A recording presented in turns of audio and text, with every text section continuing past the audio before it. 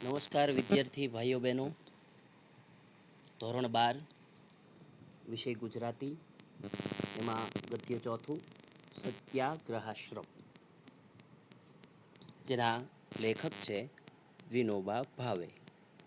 જન્મ એનો 11/9/1895 અને અવસાન 15/11/1982. વિનોબા ભાવેનું મૂળ નામ વિનાયક નરહરી ભાવે હતું. તેમનો જન્મ મહારાષ્ટ્રના રાયગઢ જિલ્લાના ગાગોદા ગામમાં થયો હતો. તેમના પિતાને વડોદરામાં નોકરી હોવાથી જીવનના આરંભના વર્ષો ગુજરાતમાં વીત્યા. ત્યારબાદ યુવાનીમાં ગૃહ ત્યાગ કરી ગાંધીજીની સ્વતંત્રતાની લડતમાં જોડાવાને કારણે ફરીથી ગુજરાતમાં વસવાટ કરવાનો આવ્યો.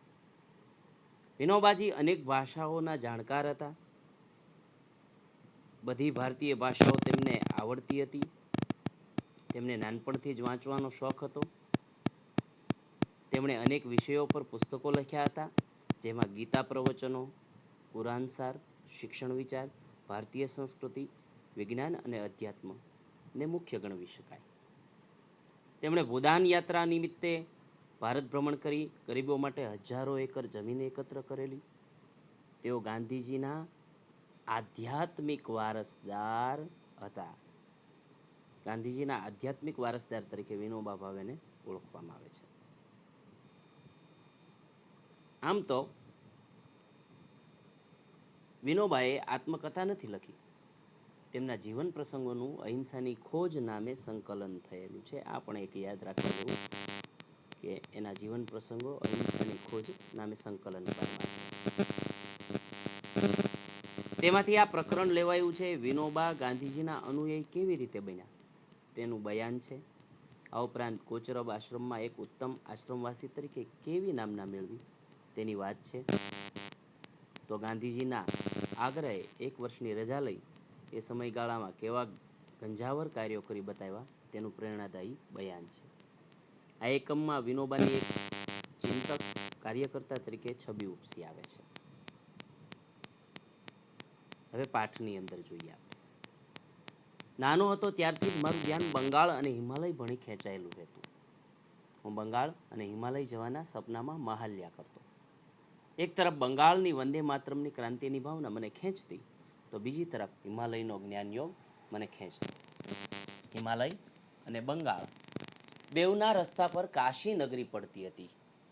કર્મ સંજોગે હું ત્યાં આવી પહોંચ્યો હતો, પરંતુ ન તો હું હિમાલય ગયો ન બંગાળ. પરંતુ મનોમન તો હું એ બંને સ્થળે એકી સાથે પહોંચી ગયો. હું ગાંધીજી પાસે ગયો અને મને તેમની પાસેથી હિમાલયની શાંતિ, બંગાળની ક્રાંતિ બેઉ સાંપડ્યા. ત્યાં હું જે પામ્યો તેમાં ક્રાંતિ અને શાંતિ બંનેનો અપૂર્વ સંગમ હતો. એટલે કહેવાનો ભાવાર્થી છે વિનોબાજીનો કે નાનપણથી જ તે એમને ક્રાંતિકારી વિચારો છે એ બંગાળની બંગભંગ ઘટનાના કારણે બંગાળથી ક્રાંતિની શરૂઆત થઈ હતી. એટલે બંગાળને એ ક્રાંતિની નગરી તરીકે જોવે છે. ને હિમાલય છે એ પહેલેથી જ તે આદિકાળથી જ તે ઋષિમુનિઓની તપોભૂમિ બની રહેલું છે. એટલે વિનોબાજીને બંગાળ અને હિમાલય એમાં ક્રાંતિનો ભાવ અને જ્ઞાન યોગનો ભાવ નજરે ચડતો હતો. એટલે એ બંને સ્થળોએ જવાની એની પહેલેથી જ ઈચ્છા હતી. પણ આ ઈચ્છાની પૂર્તિ કેવી રીતે થઈ? તો કે જ્યારે એ મહાત્મા ગાંધીને મળ્યા ત્યારે આ બંને વસ્તુનો સમન્વય છે એનામાં એમને જોવા મળ્યો. એને એમાં બંગાળની ક્રાંતિ અને હિમાલય જેવા જ્ઞાન યોગની શાંતિ, આ બંનેની પ્રાપ્તિ થઈ હોય એવું વિનોબાજીએ આ ગદ્યમાં કીધું છે. આગળ વાત કરીએ. હવે લેખક કહે છે કે જ્યારે હું કાશી આવ્યો ત્યારે ત્યાં બાપુના એક ભાષણની ગરમાગરમ ચર્ચા ચાલ્યા કરતી હતી. કાશી એટલે અત્યારે જેને બનારસ કહીએ છીએ, જેનું મૂળ નામ વારાણસી છે, કાશી નગરી જે વિશ્વની પ્રાચીનતમ નગરીઓમાં સ્થાન પામેલી છે, ત્યાંની વાત છે. ત્યાંના હિન્દુ વિશ્વવિદ્યાલયમાં બાપુનું આ ભાષણ થયું હતું અને આ ભાષણમાં તેમણે અહિંસા અંગેની વાતો સમજાવી હતી. મુખ્ય વાત આ હતી કે નિર્ભયતા વગર અહિંસા ચાલી જ ન શકે. પરમ સેવ્ય અહિંસા છે અને આત્મનિર્ભરતા વગર આવી ન શકે. એ ભાષણમાં એમણે વિવિધ આભૂષણોથી સજી ધજીને આવેલા મહારાજાઓને પણ સારી પેઠે જોડી કાઢ્યા હતા. હું ત્યાં પહોંચ્યો ત્યારે આ ઐતિહાસિક ભાષણને થઈને 1 મહિનો વીતી ગયો હતો. તો પણ નગરીમાં એનો પ્રભાવ હતો. જ્યારે મેં એ ભાષણ વાંચ્યું ત્યારે કેટલીક શંકાઓ અને પ્રશ્નો મારા મનમાં જાગ્યા. એટલે આ બધા પ્રશ્નો સામે ધરતો એક પત્ર મેં બાપુના નામે લખ્યો. એમણે એ પત્રનો મને ખૂબ જ સરસ જવાબ આપ્યો. આ ગદ્યની અંદર છે વિનોબાજીએ એવું કહેવા માંગે છે કે પોતે છે એ જ્યારે કાશી નગરીમાં ગયા ત્યારે બાપુનું એક ભાષણ હાલમાં જ થયેલું હતું. 1 મહિના જેટલો સમય થયો હશે એ ભાષણને. અને એમાં બાપુએ છે એ મુખ્ય વાત એ કરી કે નિર્ભયતા હોય તો જ તમે અહિંસા છે એ ચલાવી શકો. અને અહિંસા છે ને એ પરમ સેવ્ય છે. નિર્ભયતા વગર એ આવી ન શકે. અને એમાં કેટલાક રાજાઓને મોટા વ્યક્તિઓ પણ આવ્યા હતા અને બાપુએ એને સારી પેઠે જોડી કાઢ્યા. એટલે એને શાબ્દિક રીતે છે એને વખોડી કાઢ્યા હતા. અને આ ભાષણને વિનોબાજીએ જ્યારે વાંચ્યું, કારણ કે વિનોબા ત્યારે હાજર નહોતા આ ભાષણ થયું ત્યારે, એટલે આ ભાષણ એને ક્યાંક વાંચ્યું અને કેટલાક લોકો પાસેથી સાંભળ્યું હતું. અને એ ભાષણ વાંચ્યા પછી એના મનમાં કેટલીક શંકાઓ છે એ જાગી. અને એ શંકાના કારણે એણે બાપુને પત્ર લખ્યો એક. અને મહાત્મા ગાંધી છે એની વિશેષતા એ હતી કે એ પત્ર લખનાર દરેકને સામો પત્ર લખીને એનો પ્રત્યુત્તર આપતા. જેમ અહીંયા બાપુએ વિનોબાજીને પણ એ પ્રત્યુત્તર આપ્યો. હવે આગળ જોઈએ. 10-15 દિવસ પછી ફરી મેં એમને શંકાઓ પૂછી ત્યારે એમનું એક પત્તું આવ્યું કે અહિંસા અંગે જે પ્રશ્નો છે તેનું સમાધાન પત્ર વ્યવહારથી ન થઈ શકે. એ માટે તો જીવન સાથેનો સ્પર્શ જ જોઈએ. એટલે થોડા દિવસ મારી પાસે આશ્રમમાં આવો અને રહો તો ધીરે ધીરે વાતચીત ચાલતી રહેશે.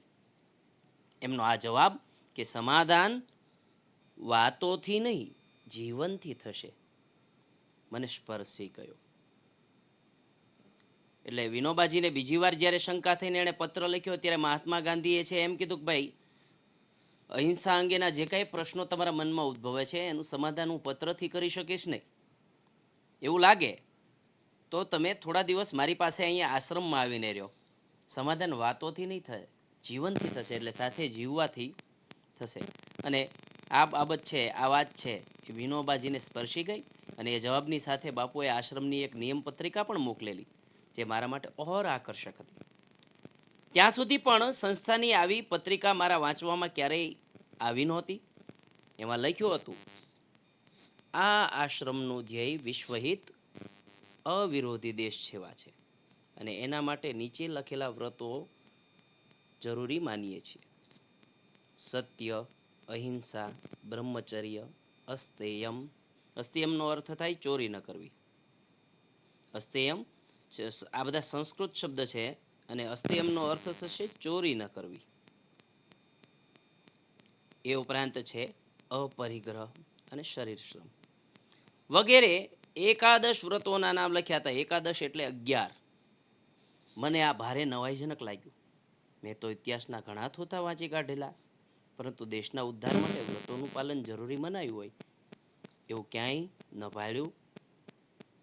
આ બધી વાતો તો યોગ શાસ્ત્રમાં, ધર્મગ્રંથમાં, ભક્તિના માર્ગમાં આવે છે, પરંતુ દેશ સેવા માટે પણ આવશ્યક હોય એ આ પત્રિકામાં હતી.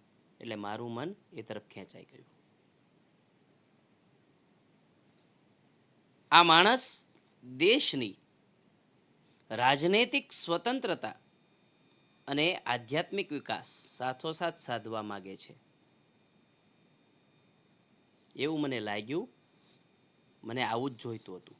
બાપુએ લખેલું તો અહીં ચાલ્યો આવ અને હું બાપુની પાસે પહોંચી ગયો. એ દિવસ હતો 7 જૂન 1916નો. એટલે વિનોબા ભાવે છે બાપુએ એને રહેવા માટે આશ્રમમાં આમંત્રણ આપ્યું અમદાવાદમાં, કોચરબ આશ્રમ, સાબરમતી આશ્રમમાં. બાપુના અમદાવાદમાં 2 આશ્રમ હતા, કોચરબ અને ત્યારબાદ બીજો આશ્રમ સાબરમતી આશ્રમ. તો વિનોબા ભાવે 7 જૂન 1916ના છે એ આશ્રમમાં અમદાવાદ પહોંચી ગયા. હવે આગળ કહે છે કે હું અમદાવાદ સ્ટેશને ઉતર્યો. મારી પાસે જાજો સામાન તો કશો હતો નહીં, એટલે જાતે જ ઉપાડી લીધો અને રસ્તો પૂછતા પૂછતા જ ચાલવા માંડ્યો. એલિસ બ્રિજના રસ્તે સવારના 8 વાગ્યે આશ્રમ કોચરબ પહોંચ્યો. બાપુને ખબર પહોંચાડાઈ કે કોઈ નવા ભાઈ આવ્યા છે. એમણે કહ્યું કે ભલે નાહી ધોઈને મને મળવા આવે. નાહી ધોઈને હું એમની પાસે પહોંચી ગયો.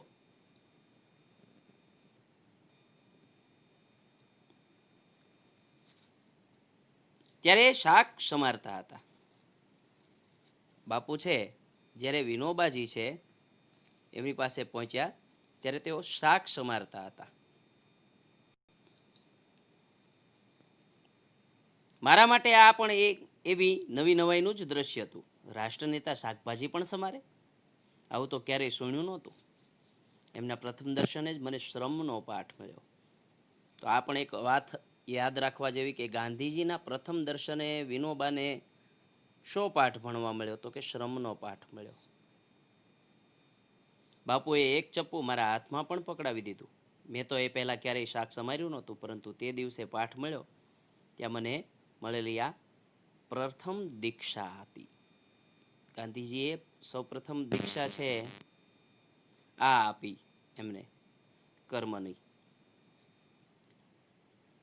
એટલે ગાંધીજી છે એનો જે કોચરબ આશ્રમ હતો સૌપ્રથમ, ત્યાં ઈસવીસન 1916 7મી જૂનના રોજ વિનોબા ભાવે છે એ ગયા, આશ્રમમાં ગયા. આશ્રમના લોકોએ છે મહાત્મા ગાંધીને છે એ જાણકારી આપી કે કોઈ નવા વ્યક્તિ આવ્યા છે. ત્યારે બાપુએ એમ કીધું કે વાંધો નહીં, એ નિરાતે નાહી ધોઈ અને મને મળવા આવી શકે. અને પછી જ્યારે વિનોબાજી એમને મળ્યા તો પ્રથમ દર્શને એને એમ થયું કે દેશનો આટલો મોટો છે એ નેતા, દેશનો સર્વોચ્ચ વ્યક્તિ છે એ આવી રીતના શાક સમારે છે એમ. તો આવી રીતના એને કર્મની દીક્ષાનો પાઠ છે, શ્રમની દીક્ષાનો પાઠ છે એ મળ્યો. આગળ વાત જોઈએ હવે. પછી શાક સમારતા સમારતા એમણે મારે વિશે પૂછપરછ આદરી. પછી કહે, તને જો અહીંની રહેણી કરણી ગમતી હોય અને તારું જીવન તું જો સેવા કાર્યમાં લગાવવા માંગતો હો તો અહીં રહે, મને એથી ખુશી થશે. મારી જિજ્ઞાસા તેઓ પામી ગયા હતા. પછી કહે, પણ તમે થોડા માંદલા દેખાઓ છો. આત્મજ્ઞાની કદી માંદો ન પડે, આ બીજો પાઠ. બાપુએ કહેલી આ વાત હું ક્યારેય ભૂલી નથી શકતો. વિનોબાજીને બીજો પાઠ, બીજું જે જ્ઞાન છે એ આપ્યું કે આત્મજ્ઞાની જે વ્યક્તિ છે, એટલે જેને આત્માનું જ્ઞાન છે, એ વ્યક્તિ ક્યારેય માંદો નથી હોતો, માંદો ન પડે. તે દિવસે શાક સમારતા સમારતા જે વાતો થઈ તે થઈ. ત્યાર પછી તો ફક્ત કામકાજ અંગે જ વાતો થતી. બાકીના સમયમાં હું મારા કામમાં ગળાડૂબ રહેતો. બાપુની અનેક લોકો સાથે વાતો ચાલતી રહે એ સાંભળતો રહેતો. બાપુ જાણતા હતા કે છોકરો સદભાવના પૂર્વક આવ્યો છે, સદભાવના, સારી ભાવના સાથે. પરંતુ બાકી બધાને મન તો હું જળ જેવો માણસ હતો. એક વખતે બાપુની એક ભાઈ સાથે ગીતાના એક શ્લોક પર વાતચીત દરમિયાન બાપુ બોલ્યા કે આ તો ગૌણ ભાષા છે. ત્યારે મેં કહ્યું, ના, આ તો ભક્તિની ભાષા છે. એટલે બાપુએ જ્યારે એમ કીધું કે આ તો ગૌણ ભાષા છે, ત્યારે વિનોબાભાઈએ કીધું કે ના, કે આ ગૌણ ભાષા નહીં, પણ આ ભક્તિની ભાષા છે. અને બાપુ બોલ્યા, હા, આ વાત બરાબર છે, જ્ઞાનની ભાષા અને ભક્તિની ભાષા. આ હતા બાપુ, જેમની પાસે મારા જેવા છોકરડાની વાતને પણ મહત્વ આપી સ્વીકારી લેવાની નમ્રતા હતી. ત્યારે સૌને થયું કે આને પણ બોલતા આવડે છે. વિનોબા ભાવે છે આશ્રમમાં બાપુ છે એને સદભાવનાપૂર્વક આવેલા છોકરા સ્વરૂપે જોતા, પણ બીજા લોકો માટે વિનોબા છે, વિનોબા ભાવે એમ કહે છે કે આશ્રમના બીજા લોકોને તો હું જડ જેવો લાગતો હતો. અને જ્યારે ગીતાની એક શ્લોકની ચર્ચા થતી હતી ત્યારે મહાત્મા ગાંધીએ એમ કીધું કે આ તો ગૌણ ભાષા છે. એટલે જે મહત્વની ન હોય એને ગૌણ કહી શકાય. મુખ્ય અને ગૌણ, બરાબર? મુખ્ય છે એનું વિરુદ્ધમાં ગૌણ. સામાન્ય. ત્યારે વિનોબાએ કીધું કે ના, આ ગૌણ નહીં, ભક્તિની ભાષા છે. એટલે ગાંધીજીએ એની વાતને સમર્થન આપ્યું અને કીધું હા, જ્ઞાનની ભાષા અને ભક્તિની ભાષા. એટલે નાનકડા એવા છોકરા, વિનોબા ભાવે ત્યારે માત્ર 16 કે 17 વર્ષના હશે, અને એણે બાપુએ એના વિચારોને સ્વીકાર્યા. એટલે વિનોબા કહે છે કે મારા જેવા છોકરાની વાતને પણ એ નમ્રતાથી સ્વીકાર લેતા, એવા હતા બાપુ. આગળ જોઈએ આપણે.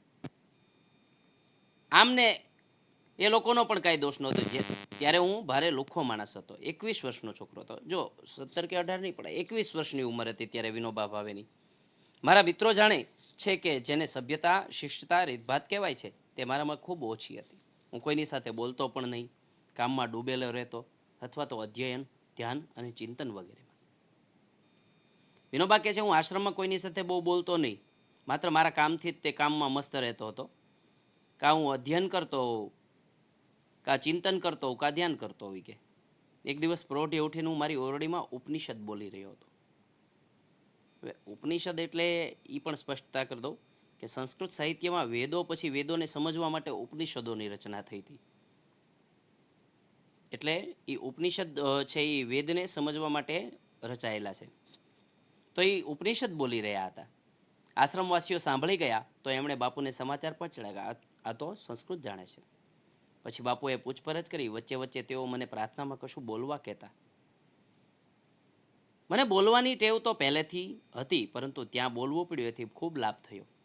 બાપુની હાજરીમાં બોલવું છે એટલે એક પણ શબ્દ પણ વધતો ઓછો ન થાય એમ જોખીને બોલવાની તૈયારી કરતો. એટલે મહાત્મા ગાંધીની હાજરીમાં બોલવાનું હોય એટલે કોઈ વસ્તુ છે અયોગ્ય ન બોલાઈ જાય, એટલે ખૂબ ધ્યાનપૂર્વક, જોખીને મતલબ કે ખૂબ ધ્યાનપૂર્વક છે એ બોલવા છે એ પ્રયત્ન કરતા. સમત્વપૂર્વક બોલવાની સારી કસરત મળી. શું કહેવું છે તે વિશે કશું પહેલે વિચારી રાખતો નહીં. એટલે એમ કે છે ગાંધીજીની પાસે રહી સમત્વપૂર્વક એટલે સમતાથી, બરાબર, સમતા, સરખા ભાવથી એ બોલવાની એને કસરત મળી. અને શું કહેવાનું છે એ પહેલા અગાઉથી કોઈ વિચાર ન કરતો કે મારે આજ મારા ભાષણમાં શું બોલવું છે, એ અંગે પણ કોઈ અગાઉથી વિચારી રાખતા નહીં વિનોબા. કે એ અંગે ભગવાન ઈશુએ આજ્ઞા દઈ જ દીધી છે કે પ્રચારાર્થે જઈએ ત્યારે અગાઉથી શું કહેવું તે વિચારી ન રાખવું, તો ભગવાન જ તમને પ્રેરણા આપશે. વિચારી રાખવીને બોલશો તો એ તમારી પોતાની પ્રેરણા મુજબનું હશે. તો મારું આમ ચાલ્યું.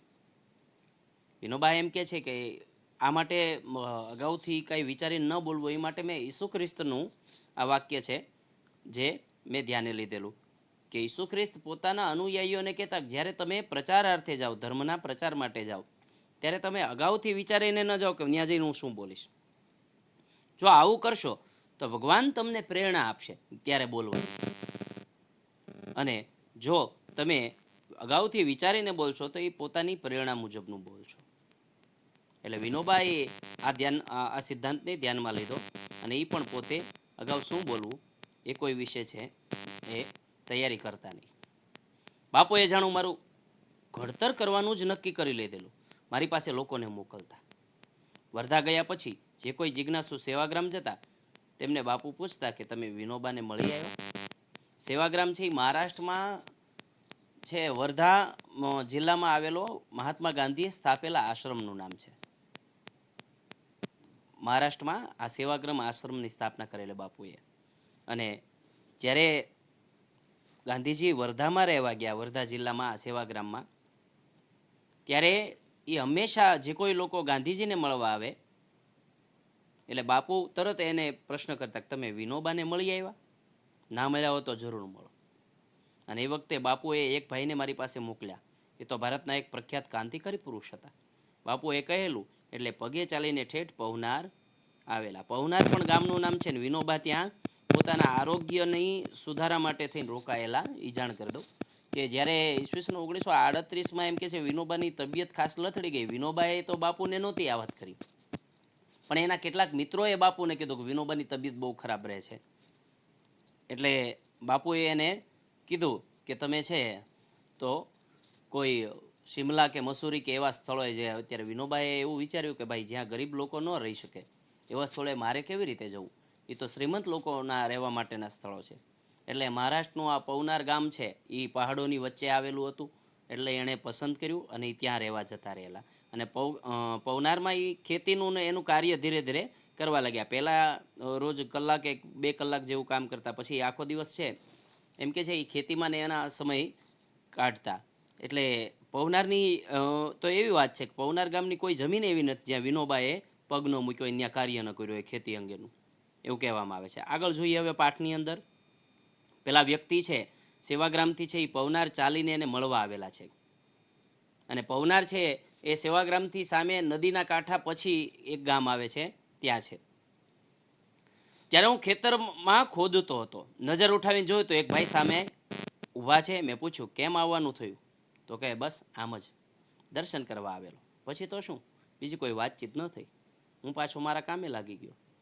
નજર પણ કામ ભળી વળી ગઈ. એ ભાઈ થોડી વાર ઊભા રહ્યા, પછી કાંઈ બોલ્યા કર્યા નહીં. પાછા જઈ એમણે બાપુ પાસે રાવ ખાધી. અહીંયા રાવ ખાધી એટલે ફરિયાદ કરી એવું થાય. તમે કેવા માણસ પાસે મને મોકલી આપ્યો, મારી સાથે કશી વાતચીત પણ ના કરી. બાપુ સમજી ગયા. પૂછ્યું તમે ત્યાં ગયા ત્યારે એ શું કરતા હતા? જમીન ખોદતા હતા, એટલું જાણ્યું. એટલે બાપુ કહે તો પછી નારાજ થવાની શી જરૂર છે?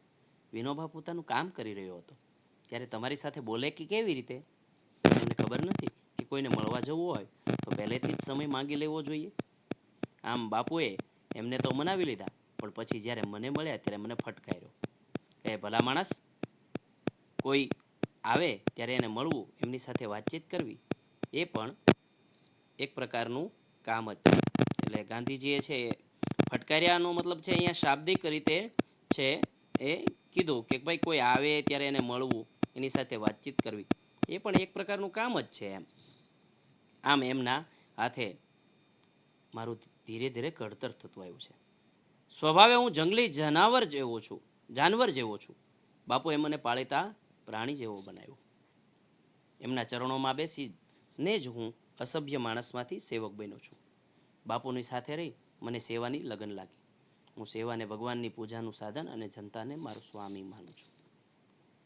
વિનોબા કહે છે આવી રીતે બાપુએ મારું ધીરે ધીરે ઘડતર કર્યું છે કે, અને એના કારણે વિનોબા એમ કહે છે કે સેવા છે એને હું ભગવાનની પૂજા માનું છું, પૂજાનું સાધન, અને જનતાને મારો સ્વામી માનું છું. બાપુએ મારી કસોટી કરી હશે કે નહીં મને નથી ખબર, પણ મેં તો મારી બુદ્ધિપૂર્વક એમની ઘણી પરીક્ષા કરી લીધી હતી. અને જો એ પરીક્ષામાં તે ઉણા ઉતરત તો હું એમની પાસે ટકી ન શકત. મારી કસોટી કરીને એમણે મારામાં ગમે તેટલી ખામીઓ જોઈ હશે અથવા જોતા રહેતા હશે, તો પણ તેઓ મને એમની પાસે રાખતા હતા. પરંતુ મને એમની સત્યનિષ્ઠામાં લગીરેય ખામી, ઉણપ કે ઓછપ લાગ્યો હોત તો હું એમની પાસે ટકી ન શકત. મેં એવા ઘણા મહાપુરુષો જોયા છે જેમને પોતાના માટે ભાસ થાય છે કે પોતે મુક્ત પુરુષ છે, પૂર્ણ પુરુષ છે, તો પણ મને એવા કોઈનું આકર્ષણ ન થયું. પરંતુ હર હંમેશ પોતાને અધૂરું માનનારા બાપુ જ મને અનોખું આકર્ષણ થયા કર્યું. તેઓ તો કે હંમેશા કહ્યા કરતા કે હું હજી પૂર્ણ સત્યથી ખૂબ જ દૂર છું. મારા પર બાપુની જેટલી અસર પડી એટલી પૂર્ણતાનો દાવો કરનાર બીજા સજ્જનોની ન પડી. એટલે કહેવાનું તાત્પર્ય એ છે ગાંધીજી હંમેશા પોતાને અર્ધપૂર્ણ કે અપૂર્ણ માનતા હતા. અને એ હંમેશા એવું કહેતા કે હું પૂર્ણ સત્યથી હજી ઘણો દૂર છું. બરાબર? કારણ કે ગાંધીજીનું જે એકાદશ વ્રત કીધા એમાં સત્ય સૌથી પહેલું છે. એટલે ગાંધીજી હંમેશા સાચું બોલવાને છે એ, અને સત્ય નિષ્ઠા છે એ વ્યક્તિમાં હોવી જોઈએ એવું એ ખૂબ આગ્રહ રાખતા. એટલે અહીંયા એ વાત છે એ કરી કે બાપુમાં મેં સત્યનિષ્ઠા જેટલી જોઈ ને એટલી બીજા કોઈ મહાપુરુષોમાં, એ સમયના મહાપુરુષોમાં મને દેખાણી નહોતી એમ. બરાબર? જે પોતાની જાતને પૂર્ણ પુરુષ માનતા હતા એવા કોઈ મહાન વ્યક્તિઓમાં મને બાપુ જેટલી સત્યનિષ્ઠા જોવા મળી નહીં. અને જો બાપુમાં આટલી સત્યનિષ્ઠા અને આ જે આચરણો ન હોત તો વિનોબા કે તો હું એની પાસે ટક્યો પણ ન હોત, એટલો સમય એની સાથે હું રહ્યો પણ ન હોત. હવે આગળ વાત કરીએ. હું બાપુને મળ્યો, એના પર મુગ્ધ થઈ ગયો, તેમની આંતરબાહ્ય એકતાની અવસ્થા પર. વળી કર્મયોગની દીક્ષા તો મને બાપુ પાસેથી જ મળી. ગીતામાં તો એ કહ્યું જ છે, પરંતુ એમનો સાક્ષાત્કાર થયો બાપુના જીવનમાં. ગીતાના કર્મયોગનું પ્રત્યક્ષ આચરણ મેં બાપુમાં જોયું. ગીતાના સ્થિત પ્રજ્ઞાના લક્ષણો આવે છે. સ્થિત પ્રજ્ઞા એટલે કે જેની બુદ્ધિ સ્થિર છે, દુઃખમાં અને સુખમાં જે એક સમાન રહે છે એને સ્થિત પ્રજ્ઞ કીધો. બરાબર? સ્થિરતાવાળી પ્રજ્ઞા, પ્રજ્ઞા એટલે બુદ્ધિ. બરાબર, સ્થિર સમત્વશીલ બુદ્ધિવાળો. આ વર્ણન આખે આખું કોઈને લાગુ પડે એવો સ્થિતપ્રજ્ઞ તો શોધવા છતાં મહાન ભાગ્ય હોય તો જ મળે. પરંતુ આ લક્ષણો નજીક પહોંચેલા મહાપુરુષને મેં મારી સગી આંખે દીઠા છે.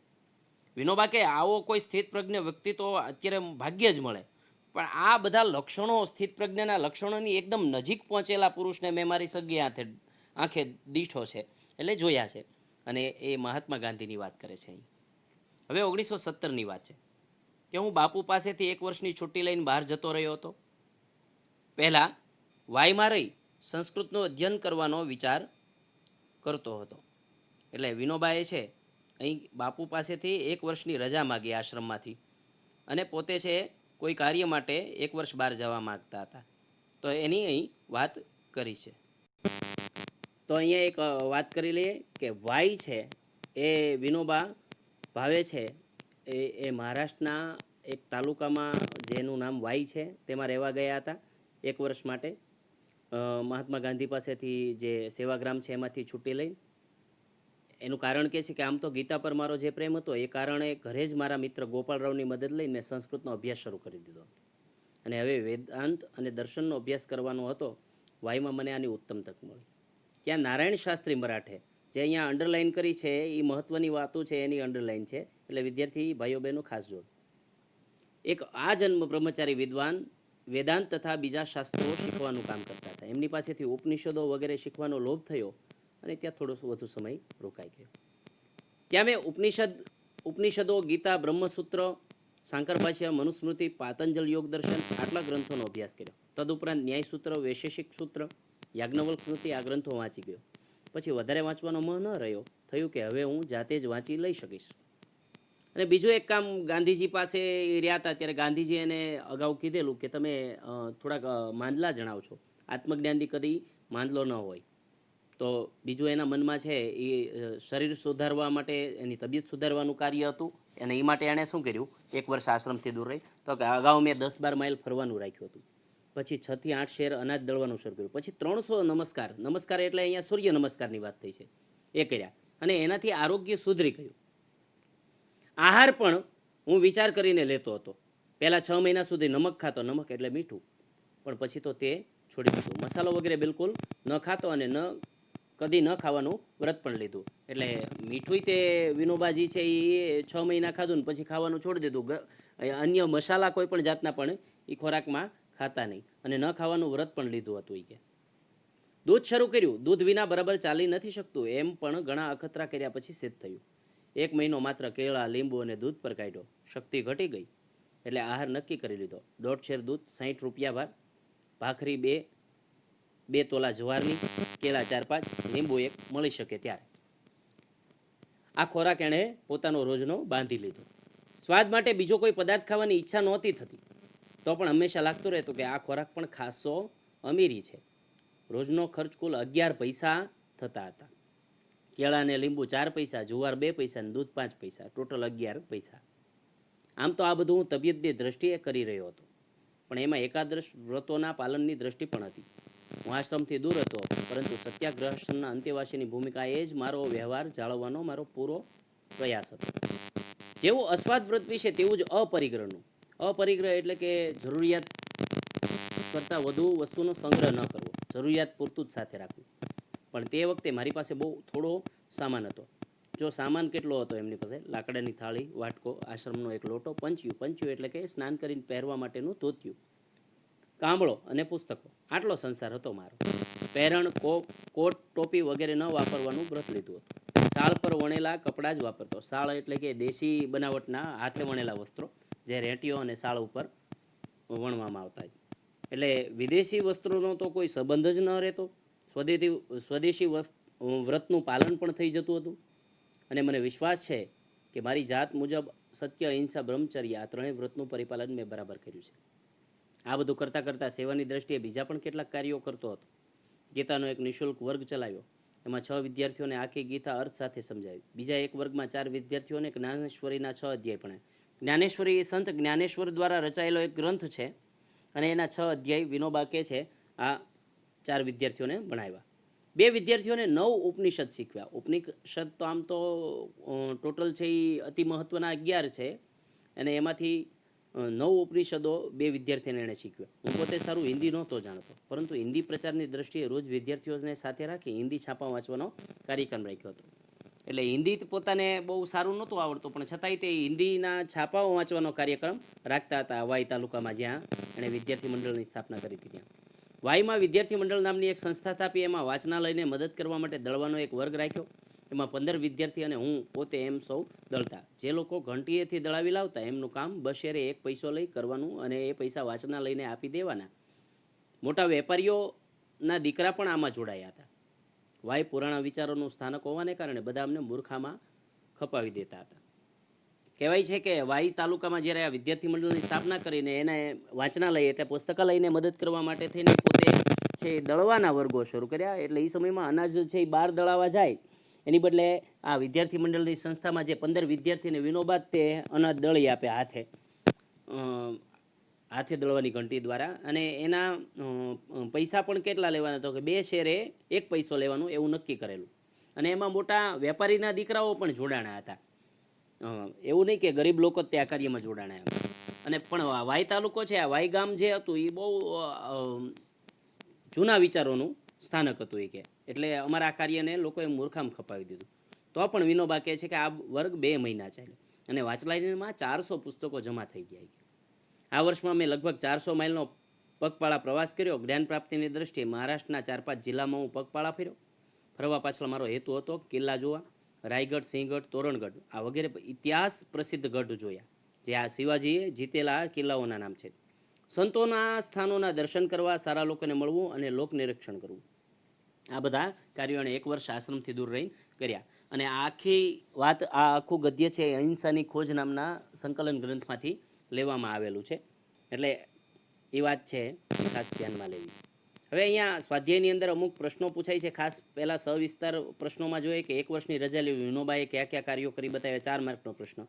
અને વિનોબા ભાવેની ભોદાન યાત્રાનો પરિચય, એ પણ 4 માર્કનો પ્રશ્ન પૂછાય છે. હવે 2-3 વાક્યમાં ઉત્તરમાં જોઈએ તો એમાં શાક સમારતા સમારતા ગાંધીજીએ વિનોબાને શું કહેલું, એ એક પ્રશ્ન પૂછાયેલો છે. બીજું, કાશીમાં ગાંધીજીએ કયા વિષય પર ઐતિહાસિક ભાષણ કર્યું, આ 2 માર્કના પ્રશ્નો છે. અને એક વાક્યમાં ઉત્તરો, જે 3 અહીંયા આપ્યા છે, એ 1 માર્કમાં પૂછાતા હોય છે. તો ખાસ વિદ્યાર્થી ભાઈઓ બહેનો આ સારી રીતે તૈયાર કરી આ ગદ્ય છે એને પરીક્ષામાં બહુ મહત્ત્વનું ગણી અને સારી રીતે સમજી અને આનો સ્વાધ્યાય છે એ તૈયાર કરી પ્રશ્નોના જવાબ છે એ જાતે છે એ લખવા પ્રયત્ન કરવો. અહીં લેક્ચર છે આપણો પૂર્ણ કરીએ છીએ. સર્વેભ્ય નમો નમઃ.